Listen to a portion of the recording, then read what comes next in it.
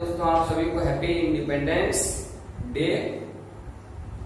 आज आप लोग कुछ एंजॉय किए होंगे क्योंकि आज ही के दिन हमारा देश आजाद हुआ था।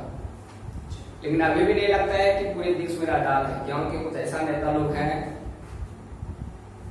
जो पूरा करप्ट हैं और देश को लूटने में, राज्य को लूटने में, पंचायत को लूटने में, प्रखंड को लूटने में लगे हुए। विकास की बातें छोड़ो, अपनी पेट भरने में लगे हुए हैं। खैर, अपने आप को एबल बनना है। कुछ ऐसा नेता लोग भी हैं, पूर्व लोग, जिसका कोई डिग्री नहीं है लेकिन वो देश कुछ ऐसा नेता लोग भी हैं जिसके पास मिनिमम डिग्री रहती है भी तो शिक्षा मंत्री बनते हैं। ये भी अपना देखो मेरे देश का, मेरे राज्य का। खैर, राजनीति का भी नहीं करना है दोस्तों। अभी जो आपको बताएंगे और जो स्टार्ट करने जा रहे हैं, इससे इस चैप्टर से, मतलब इस एक्सरसाइज से आपका 6 नंबर का आता है। एक सवाल रहेगा, ग्रुप सी में रहेगा, मतलब सेक्शन सी में रहेगा, 6 नंबर में रहेगा। लेकिन हाँ, आपके लिए इंटरेस्टिंग बातें क्या है कि और करके रहेगा, तो आपको बनाना। और और करके किससे रहेगा? जब 8.1 को आएंगे तो 8.1 से एक सवाल रहेगा और उसमें और करके इस एक्सरसाइज से डाल देगा। तो अब रखिए, आपको बनाना कौन है वो तो आप पे डिपेंड करता है। लेकिन मेरी कहीं आप सजेस्ट मांगोगे तो आप 8.1 का डील करना। क्यों? मतलब solution of system linear equation को डील करना है। अब कहेगा क्यों करेंगे उसको डील? तो इसमें हल्का फुल्का लेंदी टाइप का प्रॉब्लम मिलेगा, बनेगा। इजी है लेकिन लेंदी है ज्यादा उसके तुलना में। तो जो लेंदी है उसको छोड़ दो, जो लेंदी नहीं है फाइनल एग्जाम में आपको उसको डील करना है। और दोस्तों, फटाफट में आप मेरे चैनल पे नए होंगे तो सब्सक्राइब करें और बेल आइकन को प्रेस करें, ताकि जो भी वीडियो अपलोड करेंगे यूट्यूब में और जो किया जाएगा उसका नोटिफिकेशन सबसे पहले आपके पास पहुंचे। चलिए दोस्तों, देखिए इधर क्या लिखा हुआ है। आपका लिखा हुआ है एलिमेंट्री ऑपरेशंस, या तो इसी को कहते हैं एलिमेंट्री ट्रांसफॉर्मेशंस। मतलब एलिमेंट्री इधर भी मिल गया, लेकिन ऑपरेशंस को ही बोल सकते हैं ट्रांसफॉर्मेशंस। प्यारे बच्चों, ऑपरेशंस को ही बोला जाता है ट्रांसफॉर्मेशंस। अब ऑपरेशंस और ट्रांसफॉर्मेशंस क्या होता है? ऑपरेशंस का वर्ड तो लोग बहुत सुना होगा, गांव देहात में कहते हैं इसका ऑपरेशन, उसका ऑपरेशन करने के लिए ले जा रहे हैं। तो बस उसी प्रकार यहाँ भी ऑपरेशन करेंगे तो वहां पे व्यक्ति का ऑपरेशन होता है, लेकिन यहाँ पे ऑपरेशन किसका करेंगे? तो यहाँ पे दोस्तों रो का या कॉलम का करेंगे। किसका करेंगे प्यारे बच्चों? रो का या कॉलम का करेंगे। जब कोई सवाल कहीं बना रहे हैं तो उसमें कहीं रो ऑपरेशंस का फॉर्मूला लगा दिए, उसमें कॉलम ऑपरेशंस नहीं कर सकते।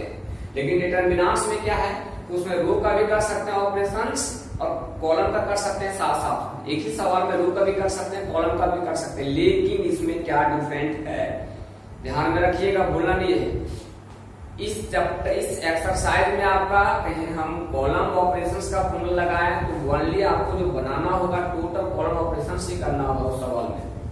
वही सवाल को आप रो ऑपरेशंस के फॉर्मूला से लगा के बना सकते हैं, लेकिन साथ साथ दोनों ऑपरेशंस को नहीं कर सकते। रो को कॉलम को साथ साथ नहीं कर सकते हैं, क्योंकि फॉर्मूला दोनों का डिफरेंट होता है। तो रो ऑपरेशंस का कहीं फॉर्मूला लगाएंगे, पूरे सवाल को आपको रो ऑपरेशन से बनाना होगा। और जब दोस्तों कॉलम ऑपरेशन से लगाएंगे, पूरे सवाल को आपको कॉलम ऑपरेशन से बनाना होगा। चलिए सवाल पे आएंगे, जब क्वेश्चन पे आएंगे तो वहां भी डिस्कस करेंगे, लेकिन अभी क्वेश्चन पे नहीं है। अरे बस आपका बेसिक कॉन्सेप्ट बता रहे हैं। जो सवाल को, जो क्वेश्चन को बनाने में हम उपयोग करेंगे और आपको समझना होगा ये सब कॉन्सेप्ट को। देखिए, तो अभी पहला पॉइंट क्या था कि ऑपरेशंस को ही ट्रांसफॉर्मेशंस बोलते हैं। फाइनल एग्जाम में ऐसा कहीं दीजिए, फाइंड द इनवर्स, और इसमें इनवर्स आपको निकालना होगा। कोई भी मैट्रिक्स का इनवर्स निकालना होगा। और इनवर्स निकालने का 7.1 में भी बताया जाएगा एक मेथड से, लेकिन दोनों में डिफरेंस क्या रहेगा, इसमें लिखा रहेगा find the inverse by elementary operations या ट्रांसफॉर्मेशंस, और उसमें क्या लिखा रहेगा, फाइंड द इनवर्स, बस डायरेक्ट। तो जब फाइंड द इनवर्स लिखा रहेगा तो बस आपको डायरेक्ट जो मेथड बताया जाएगा उसे बना देना, और जब उसमें डाल दे एक वर्ड एलिमेंट्री ऑपरेशंस या तो ट्रांसफॉर्मेशंस, तो आपको एलिमेंट्री ऑपरेशंस या ट्रांसफॉर्मेशंस करके बनाना होगा।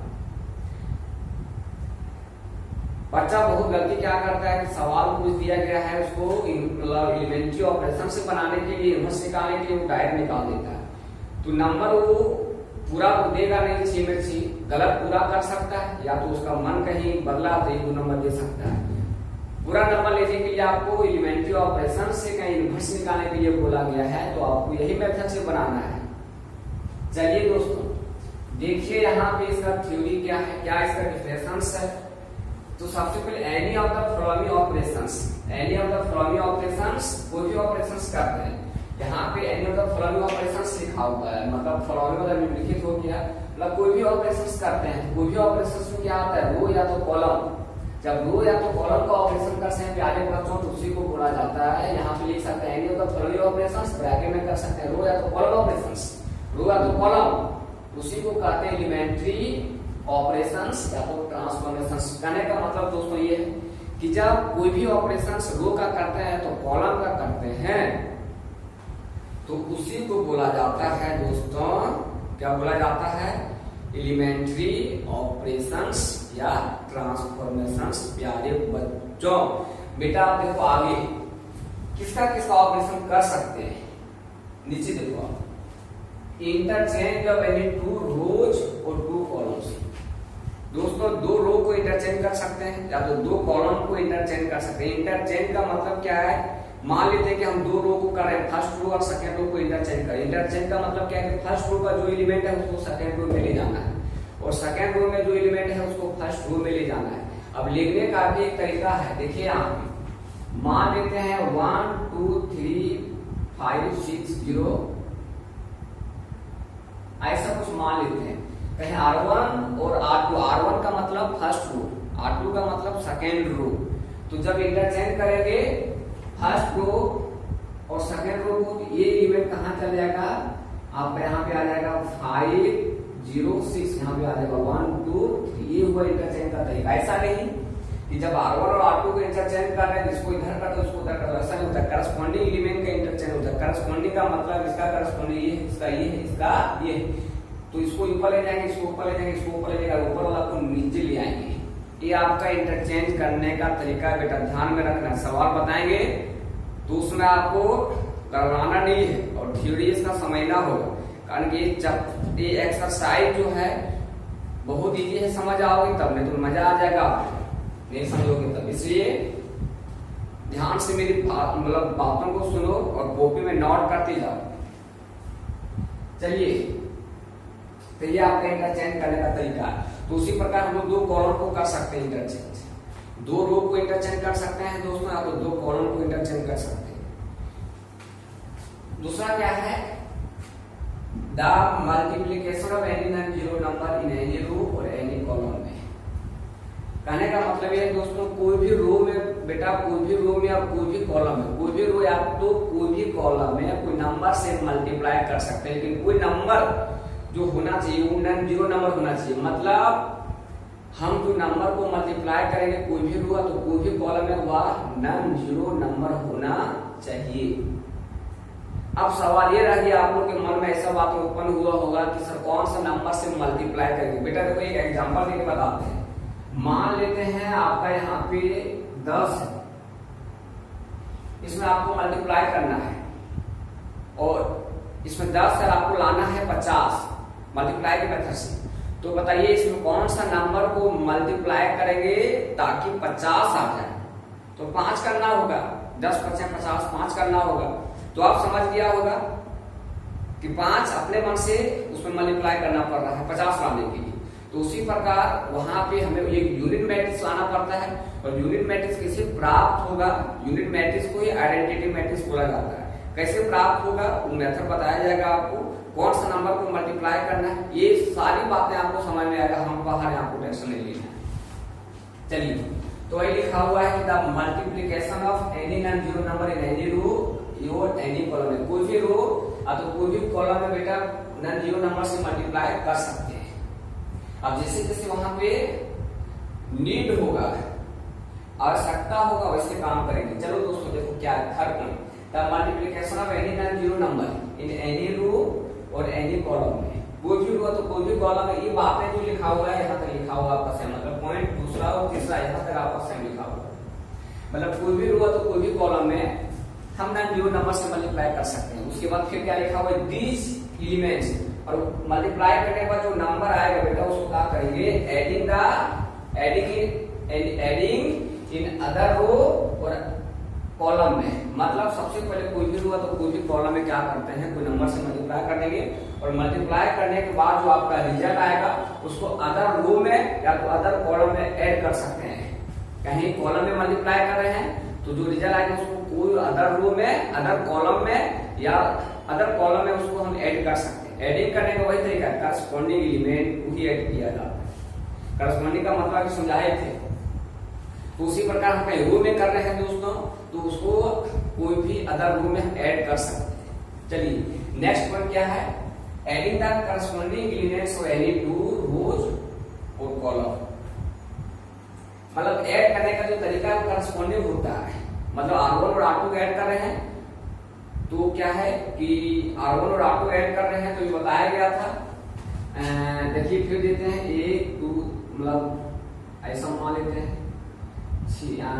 मान लिए, और R1 और R2 ऐड करेंगे तो इसको इसमें ऐड करें। R1 और R2 को ऐड कर रहे हैं, आप रहिए किस में ऐड कर रहे हैं, R1 में या तो R2 में, कहीं R1 में ऐड करेंगे तो इसको इसमें करेंगे, इसको इसमें करेंगे, इसको इसमें करेंगे, R1 में ऐड करेंगे। कहीं R2 में ऐड करना रहा तो R1 का जो एलिमेंट है वही रहेगा, बस इसको इसमें ऐड कर देना है।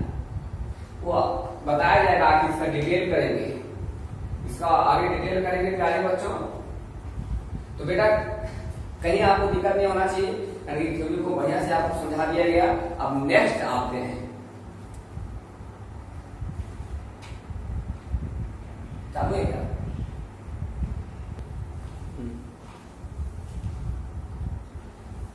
चलिए प्यारे बच्चों अब आते हैं रो ऑपरेशंस क्या होता है, कॉलम ऑपरेशंस क्या होता है, और टोटल नंबर ऑपरेशंस कितना होता है। देखिए तो टोटल नंबर ऑफ ऑपरेशंस कितना होता है, जो 6 होता है। 3 को रो ऑपरेशंस होता है, 3 को कॉलम ऑपरेशंस होता है। 3 को रो ऑपरेशंस में क्या क्या होता है वो देखिए। सबसे पहले 3 को रो ऑपरेशंस कौन कौन होता है कि 2 रो को इंटरचेंज कर सकते हैं, 2 रो को इंटरचेंज कर सकते हैं, पहला।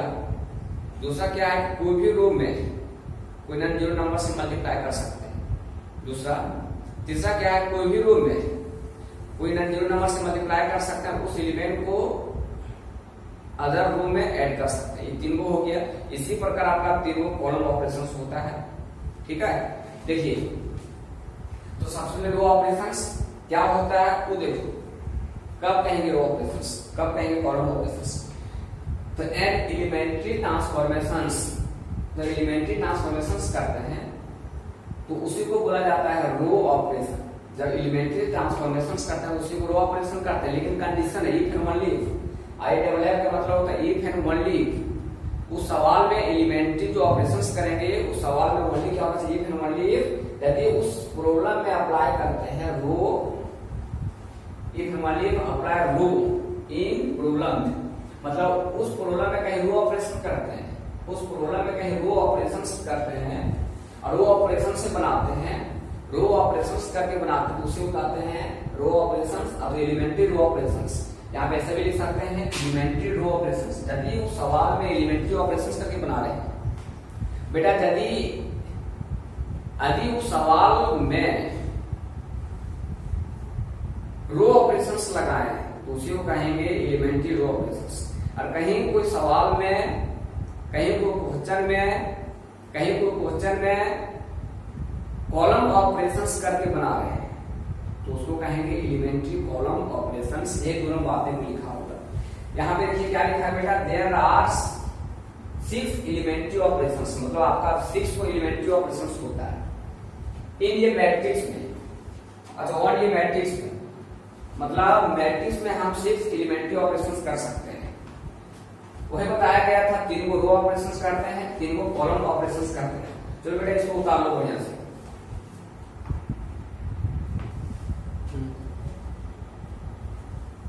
चलिए दोस्तों देखो, अब क्या है कि symbol to denote different elementary transformations. अब आपको कुछ सिंबल बताया जा रहा है, कुछ आपको सिंबल बताया जा रहा है, कुछ आपको सिंबल बताया जा रहा है कि एलिमेंट्री ट्रांसफॉर्मेशन को कैसे रो अथवा कॉलम ट्रांसफॉर्मेशंस अथवा ऑपरेशंस को डिनोट करते हैं। सबसे इंपॉर्टेंट पॉइंट है। और ये एक्सरसाइज में आपको सारे नोटेशन, सारी डिनोट के बारे में आपको, मतलब सारे नोटेशन के बारे में आपको ज्ञान हो जाएगा।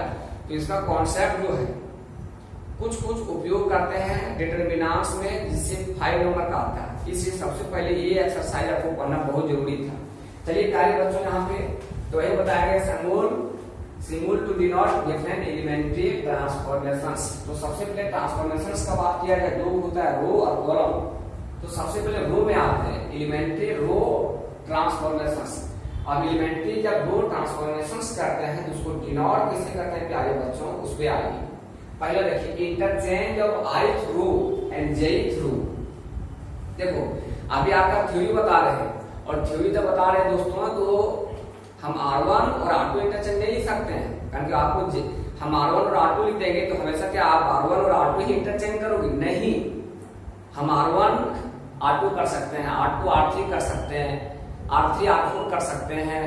तो आपको जनरल में ith और jth ले लिया गया। ith और jth यहाँ पे समझना 2 डिफरेंट रो है।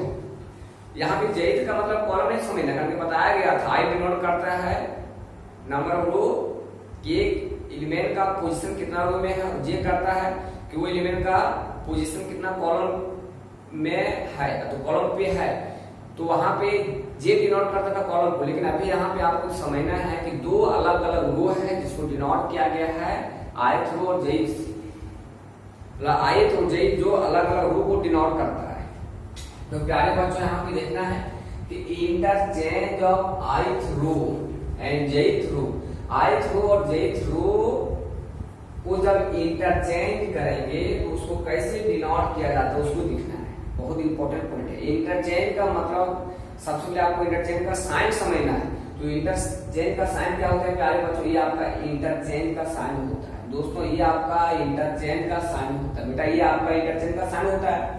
आप यहाँ पे 2 रो को इंटरचेंज कर रहे हैं, ith रो और jth को। तो जो 2 रो को इंटरचेंज करेंगे वही यहाँ पे लिखेंगे, ith लिखा हुआ jth लिखा हुआ, ri और rj को इंटरचेंज कर रहे हैं।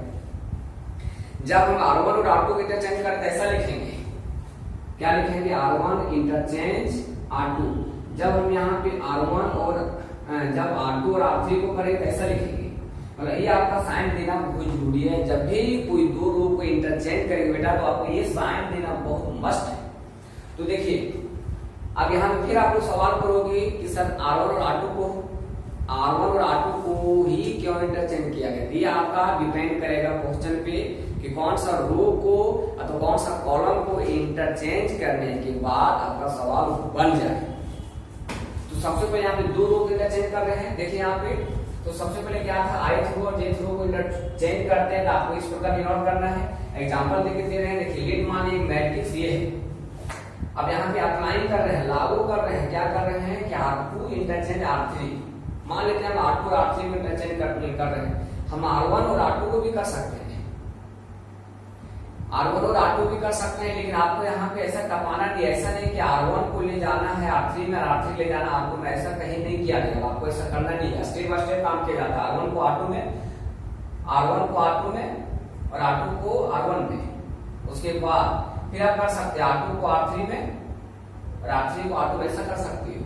ऐसा नहीं कि R1 को ले जा R3 में और R3 ले जा R1 में, ऐसा नहीं करना है आपको, ताकि ये बहुत बड़ा मिस्टेक हो जाएगा, क्योंकि डिटरमिनेंट में बहुत भारी मिस्टेक होता है। इसलिए आपको करस्पॉन्डिंग एलिमेंट को इंटरचेंज करना है। R1 को R2 में, R2 को R1 में, ऊपर को नीचे, नीचे को ऊपर एलिमेंट कर देना है।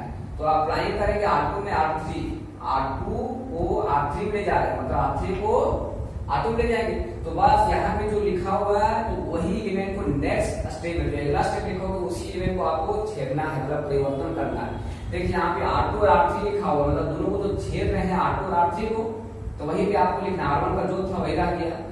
अब R2 को ले जा रहे हैं R3 में और R3 ले जा रहे हैं R2 में, तो ये यहाँ पे आ गया, यहाँ पे चल गया, यहाँ पे चल गया और ऊपर वाला नीचे आ गया। तो ये हो गया आपका क्या R1 और R2 को इंटरचेंज कर रहे हैं। चलिए नेक्स्ट आएंगे बेटा, इसको उतार लो। चलिए प्यारे बच्चों, ये जो पॉइंट आप लिखाए हैं अभी जो आपको समझाएंगे समझना है, कारण की बहुत बढ़िया पॉइंट है। क्या लिखा हुआ है? Multiplication of non zero number, मतलब क्या है कि जो मल्टीप्लाई करते हैं, पहले भी लिखा चुके हैं डिफिनेशन में कि जो मल्टीप्लाई करेंगे वो नॉन जीरो नंबर होना चाहिए। नॉन जीरो मतलब जो जीरो नहीं है। हाँ, बहुत सारा बच्चा ऐसा बोलने लगता है कि सर ये कॉलम तो ये रो के एलिमेंट को कहीं जीरो करना था, जीरो से मल्टीप्लाई कहीं कर दिए। तो देखो बेटा, थ्योरी जो है उसमें क्या बताया गया है कि जो भी नंबर को मल्टीप्लाई करेंगे वो नॉन जीरो होना चाहिए, मतलब आपको जीरो से मल्टीप्लाई नहीं करना चाहिए, सोचना भी नहीं। क्या है? The multiplication of non zero number. अभी नॉन जीरो नंबर को क्या मान लिया गया? के, जिसको हम स्केलर भी बोल सकते हैं, इन ith रो में करते हैं।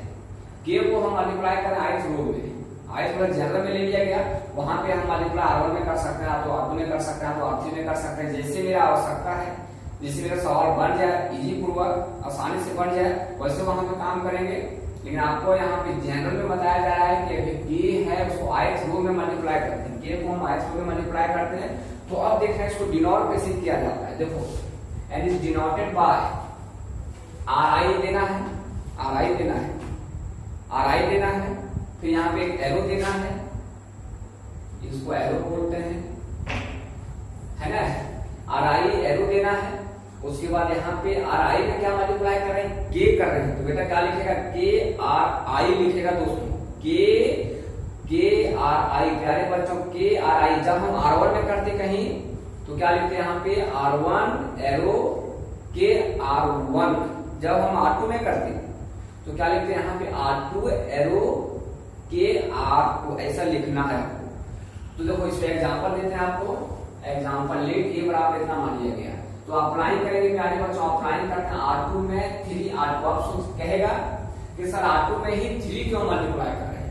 तो बेटा यहाँ पे कुछ भी नंबर से मल्टीप्लाई कर सकते हो, तो सवाल पे डिपेंड करेगा कि सवाल में हमें ये रिजल्ट आना है कौन सा नंबर से मल्टीप्लाई करें। लेकिन अब यहाँ पे आपको एग्जांपल दे के बता रहे हैं कि कैसे मल्टीप्लाई करें, उसको डिनोट किया जाता है।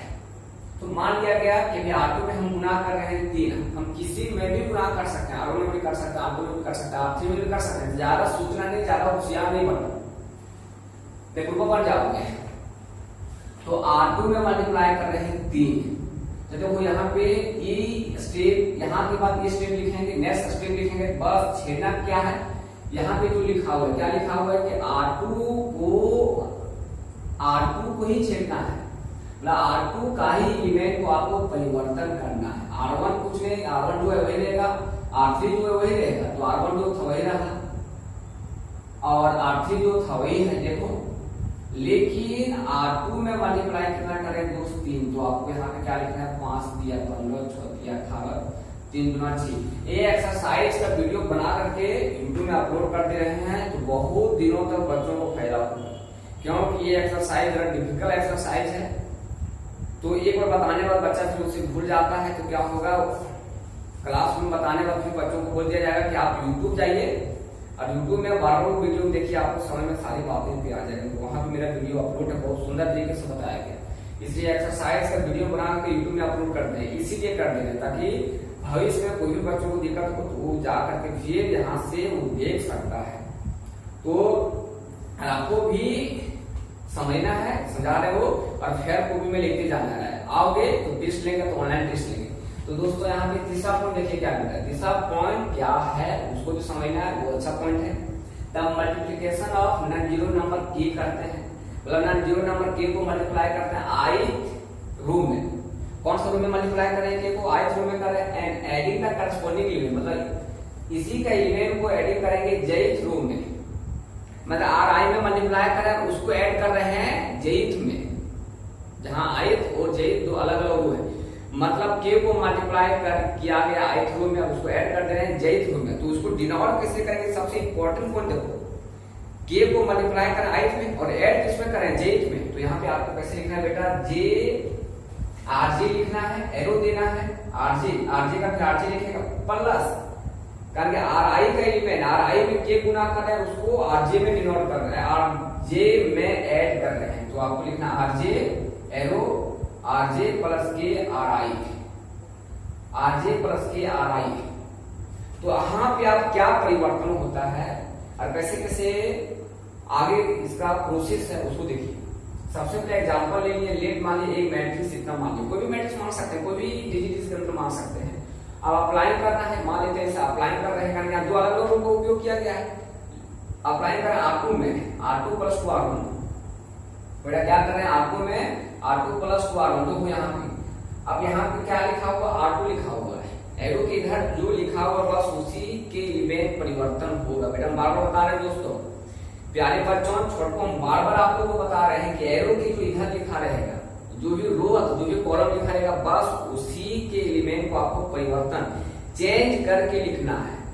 तो इधर क्या लिखा हुआ? R2 लिखा हुआ, बस आपका R2 का एलिमेंट चेंज होगा। यहाँ पे कहेगा सर कि R1 में तो 2 मल्टीप्लाई करेगा, R2 का कहेगा यहाँ पे कि सर R1 में 2 मल्टीप्लाई कर रहे हैं, तो R1 के एलिमेंट को चेंज तो होगा नहीं बेटा, यहाँ पे ऐसा रूल नहीं है। बस एरो के इधर क्या लिखा हुआ? R2, तो आपका एलिमेंट चेंज क्या करेगा और किसका करेगा? तो R2 का करेगा। देखो क्या होगा, तो R2 करेगा, इसका मतलब R1 और R3 मेरा सेम रहेगा, तो R1 जो था वही रह गया, R3 जो था वही रह गया। अब आपका चेंज क्या करने वाला? R2 करने वाला है। देखो तो सबसे पहले क्या करते हैं? 2R1 मतलब R1 में 2 गुना कर रहे हैं, उसको R2 में ऐड कर रहे हैं, तो यहाँ पे हो जाएगा 2 मल्टीप्लाई करेंगे 7 गुना 14, ऐड करने का सोने के एलिमेंट को ऐड करना है और इसको इसमें ऐड करना है, पहले इसमें मल्टीप्लाई करेंगे 7 गुना 14 होगा। यहाँ पे मल्टीप्लाई R1 में 2 मल्टीप्लाई करेंगे 7 गुना 14, इसको ऐड कर दे रहे हैं R2 में, तो R2 में कितना है? 1 है, तो इसमें 1 हो जाएगा। ऐसा लिख सकते हैं R2 के एलिमेंट 1 है और R1 में 2 गुना करके इसको इसमें ऐड करेंगे, यहाँ पे कितना आ जाएगा? 15, देखो आपको 15 लिखा हुआ है। फिर नेक्स्ट आप देखिए, इसमें आया आपका यहाँ पे 2 है और R1 में मल्टीप्लाई कितना कर रहे हैं? 2, तो R1 के लिमिट कितना है? 4 है, 4 गुना 8 4 गुना 8 यहाँ पे आ जाएगा, इसको इसमें ऐड कर देंगे तो आपका 10 है। तो उसी प्रकार आगे देखो, इसका एलिमेंट 3 है और R1 में गुना कर रहे हैं 2, तो 2 गुना 4 हो जाएगा, यहाँ पे 4 और 3 7। तो ये आपका 3 को रो ऑपरेशन था। आपको इसी प्रकार सवाल जब बनाओगे, जब क्वेश्चन को बनाओगे, आपको इसी प्रकार नियम लगाएंगे, तो इसको आप 2 दिन पर पढ़िए, रखना नहीं है, 2 दिन पर पढ़िए और पढ़ने के बाद आपको ये हो सकता है होमवर्क दे दें, नेक्स्ट चलो उसको भी बताएंगे, कारण कि अभी बताया जा रहा था क्या? रो ऑपरेशंस, तो इसी प्रकार आपको करना है कॉलम ऑपरेशंस, ठीक है। तो दोस्तों सबसे पहले इसको बता दो आपको